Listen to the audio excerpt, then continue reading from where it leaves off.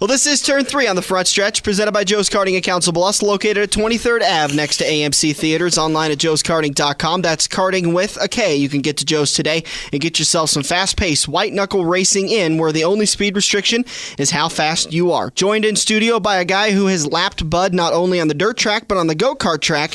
It's the gas man himself, Jack Dover, driver of the number 53 ASCS Sprint car, and I just answered our trivia question.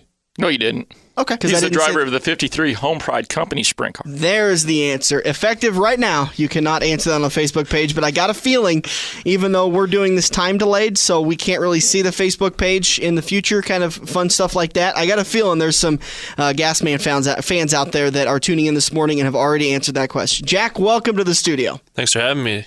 Thanks for coming back in. I apologize for last week's mix-up. We had to kind of push you a little bit for Iowa Speedway, so I apologize for that. No problem. I wouldn't have done that to you, Jack. Oh, here we go. Well, Jack, talk a little bit about your history behind the 53 car. What kind of championships have you won? What are some of your accolades? I've won 2 Midwest ASCS Series championships so far. I'm going to try to work on the 3rd this year since we pulled off the national tour. Mm-hmm. And I think we got Rookie of the Year at Eagle and Rookie of the Year over at Knoxville. I mean, we've accomplished a lot. What got you into racing? What started this for you? Ever since I was in diapers, I've always wanted to race and always was around race cars because my dad owned a modified team, and him and all of his guys, they were always working on the race car, and I always go with my dad to the shop and watch and work with them. And growing up, I was always around racing, and my dad actually raced when he was, probably 30, and I can't say he raced. He tried to race. Wow, throwing the old man under the bus. Yeah. He tried to race. Pulling a Kyle Busch, aren't you? Yeah. Well, that brings me up to a question. What all have you raced? Is it only bench sprint cars, or have you done midgets, quarter midgets, anything? I mean, what all have you raced? I actually started out in mini sprints.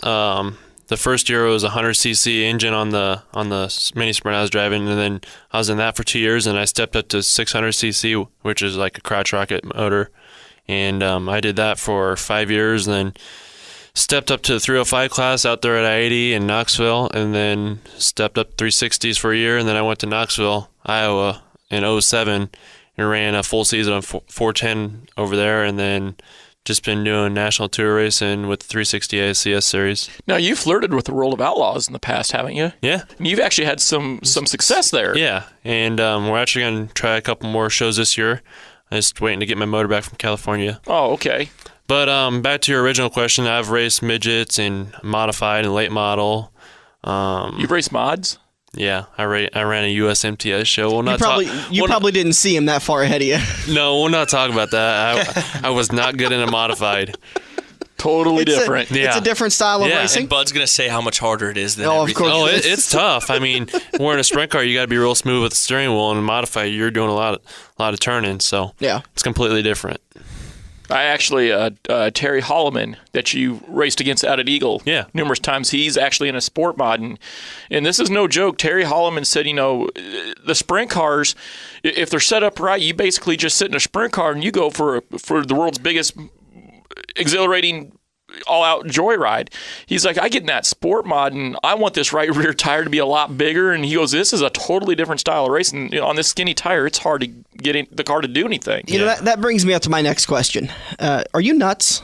A little bit. A little bit? Okay, because, I'm new to the dirt track community, and I've been finding out about these sprint cars. I've seen a couple of races. I've got to watch you race a couple of times, and you're nuts. You've got to. Come on. Yeah, come on. Really nuts. seriously, what, 800 horsepower behind you? 700 with the 360 and then 900 with the 410. And it all goes right between your legs, which is the funniest thing. One of the funniest things I've ever heard Bud say, I'm never hopping in one of those cars, because if that drive shaft snaps, no way.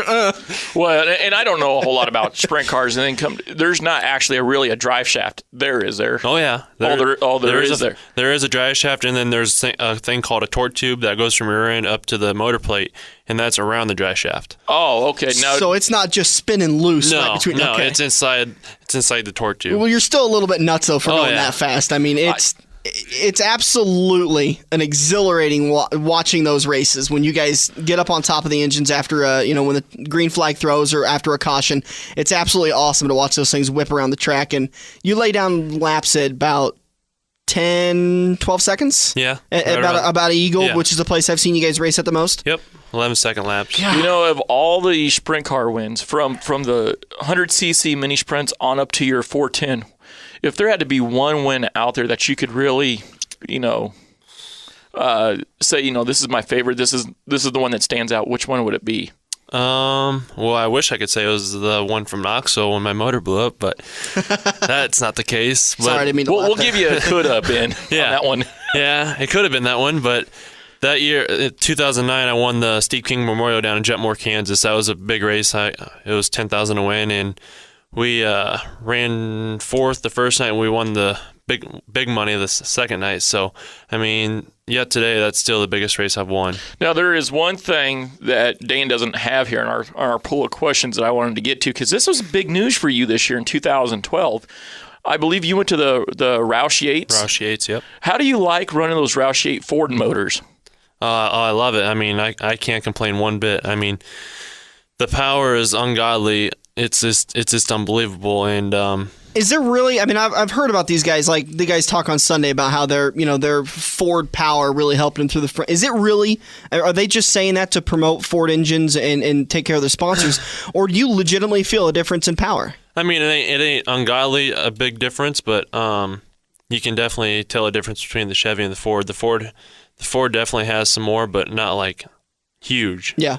Enough to pull you in front of the guy, right? Yeah. Just enough to get you around him. Yep, and then which is really all you need in a manufacturer. Exactly. Reliability and just enough power. People keep coming to ask me the last couple of weeks, what do you turn that thing for RPMs? Because like with the Chevy, you can only turn about 85 or 8,600 RPMs, and these Fords, you can turn them 9,300. Wow. Yeah. Wow. Well, I know that one night at Eagle, I think about 3-4 weeks ago, I was watching you run, and you're just smoking that right rear coming off turn 2, and everybody's like, man, what's he turning for RPM? I was like, I don't know, but it's got to be looking close to 10. Yeah, I saw that, and I thought you had something going wrong with your engine because, I mean, again, I don't have much experience, so I saw smoke coming out of the back of your car, and I thought, oh, man. I'm just waiting for the tires to light up, looking like the Ghost Rider going down the back straightaway. Dan's running down the back stretch. Hey, stop! Your car's smoking, sir. I didn't know you couldn't do that. I thought, I was just trying to help him out a little bit. Yeah. No, your motor's running warm. Call Auto Connection.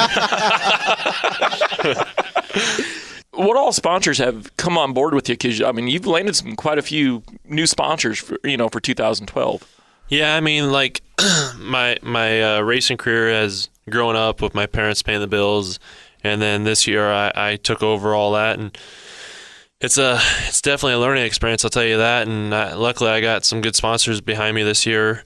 Langfeld Overhead Doors, Home Pride Companies, and Certified Transmission, and then Thorpe's Body Shop, Trail Performance, Eagle Chassis, just everybody that came aboard this year. I mean, they've been helping me the last couple of years, but the big ones is Certified Transmission, Home Pride Companies, and Langfeld Overhead Doors. There's been a lot of sponsorship issues with a lot of drivers we've talked to, both in the studio and on the track.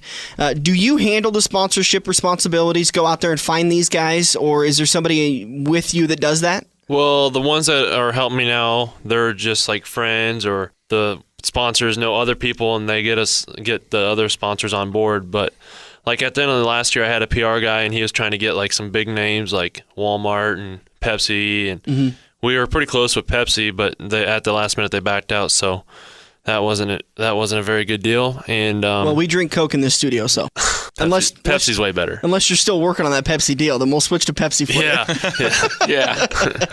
No, so he left around February, and now he's with the Road of Outlaws doing all our PR work. Yeah. Now, where did the gas man come from? Was this when you were little or when you got older there? I mean, what is it? I mean, I understand that you go fast a lot, and usually, I mean, you've never wrecked a car or nothing before, so where does the gas man come from? How did you get it? First year of racing, my sister, Adrian, which is my older sister, she was good friends with Nick Bellino, and he used to come out to the races all the time and just hang out and watch, and he actually drove a sprint car, so he knew how the things worked, and he helped my dad the first year, tell him kind of what to do with setups and stuff. And I was always on the gas the first year, so he gave me the nickname Gas Man. And it's stuck ever since. If you've ever seen Jack Dover race, I don't think he ever lifts off the throttle. I wondered. In fact, I was actually just sitting here, and I kind of smelled the smell of a burning tire with you sitting in the studio. Were you out practicing earlier? Yeah, no. It's just natural for you now? Don't worry about the tires on your Ranger, Dan, when you leave. I am a little bit, actually. Do you have a favorite track you like to go and race at? One of them that just kind of fits your personality? Not that any of them are any different or any worse, but is there one of them that fits your driving style the most? I really like Eagle. I'm not just saying that because it's my home track, but it's really racy and the high banks and the walls around there. I mean, that cushion gets right up against the wall, and that's what I really like. I like banging the right rear off the wall because, like I tell everybody, the closer you are to that wall, and if you do hit the wall, it's not gonna hurt as bad if you're down low. Speaking of hitting the wall, oh gosh, you did this. I'm new to this again, and I was doing a little research of you coming in studio today, doing some YouTube searching. I found a news article. You've tapped the wall once at I-80 a little bit. Yeah, I wouldn't call it tapping the wall. It's pretty much hanging the car in the wall. You took out the catch fence. Yeah. That's what you did. And what car was that in? It was actually a non-wing car in 2010. And, okay. Bruised my heart, collapsed the lung, and I couldn't even see out of my eyes for 2 days. You were in a medically induced coma for 2 days. What was that? I've never got to talk to somebody that's been in a coma. Do you remember anything like that? Were you having some funky dreams? Well, I remember going to the hospital and everything, and then I don't remember anything. You don't remember having because we always end up on a secluded area with Cindy Crawford or something like that, but then we get woke up by our alarm. I figured a coma would be the perfect opportunity to have that dream. Yeah, because you're not going to get woke up for a while. No, that dream can just keep going on. When I woke up, I didn't even know I didn't even know where I was or anything. I asked because I knew I went in roughly around 10 o'clock that night, and I asked them what time it was, and they said 2 o'clock. I was like, 2 o'clock in the morning. They're like, no, 2 o'clock in the afternoon, 2 days later. I'm like, had no idea. Oh, wow. Yeah. But car was pretty well destroyed. Yeah, but, you were able to walk away. The car was junk. I did see on your Facebook a couple of weeks ago. I talked to Bud about this. A very Carl Edwards move of you that you thank some of you wrecked your car, and instead of complaining about the situation, you went and thanked all of the safety equipment. Yeah. On your Facebook page, which I thought that was really cool because I've never seen that before. I've only seen Bud complain about when he wrecks. Yeah, I mean, if it wasn't for all the safety equipment that I have and all the good equipment I have, I probably wouldn't be here today. You got the Hans device nowadays and the Butler built seats that are fully contained around you. I mean, if it wasn't for none of that, I don't even know if I'd be sitting here doing this interview right now. Yeah, well, we're glad to have you, and thank you again for joining us in studio. We've talked a little bit about the future that you're wanting to lay out for yourself. World of Outlaws is your next step. Yep. Getting up full-time to go race with Craig Delansky, we were able to interview earlier in the season, the crowd pleaser, and then get up there and challenge him and make the Gas Man a little bit more of a well-known name. What's after that, though? What are your aspirations? My goal's always been NASCAR, but I'm 22 now, and I don't know if that's going to be happening because they're always looking for young drivers, 18, 19. Mm-hmm. So, I mean, if I don't reach NASCAR like I wanted to or want to, race for somebody full-time on the Outlaw Tour or be on somebody else's dime and go run ASCS National Tour. Have yourself some fun without all the headache. Yep. Just show up and drive. And Have you ever had an opportunity with anybody talking to you about coming up and racing in NASCAR? No. Nope. Nobody's ever looked at you. Actually, there was a guy down at Eagle 2 weeks ago at that national show, and he was talking to a couple people and maybe getting a ride in an ARCA car, just see how I like it.